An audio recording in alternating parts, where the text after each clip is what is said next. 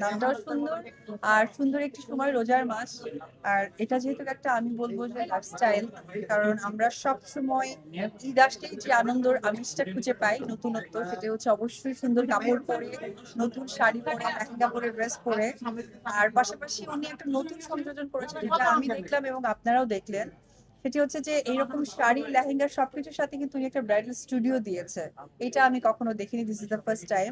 আমাকে যখন আপু বলছিলেন যে আপু সুন্দর এবং সুন্দরের আমি এরকম একটা গ্র্যান্ড ওপেনিং করব, আমি বুঝে উঠতে পারছিলাম না যে মেক ওভার সুন্দরের আবার ড্রেস। কারণ অনেক আগে থেকেই এই সুন্দরের মানে শোরুম বা আমরা সুন্দরের সাথে এর আগেও বেশ ওপেনিং করেছেন উনি উত্তরাতে, আরো একটা ব্রাঞ্চে আমি ছিলাম, সেখানে আরো অন্যান্য অনেক আর্টিস্ট ছিলেন।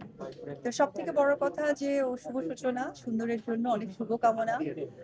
রমজান মাস মানে এরপরে ঈদ, সেই ঈদের ভাগাভাগির জন্য মেয়েদের না প্রত্যেকটা মানুষেরই নতুন জামা, নতুন ভাবে নিজেকে শুরু করা, সৌন্দর্য সকলের সামনে তুলে ধরা, সবকিছু মিলে আসলে সুন্দরের আজকে শুভ উদ্বোধন।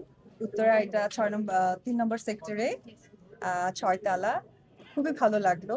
এবং আপনারাও সেই ফুটেজ গুলো নিয়েছেন এবং তাদের কালেকশন আসলে আমার কাছে মানে চোখ জুড়িয়ে যাচ্ছে। আমি কোনটা ভালো বলবো, কোনটা মন্দ বলবো, এটা বলা ভীষণ কঠিন।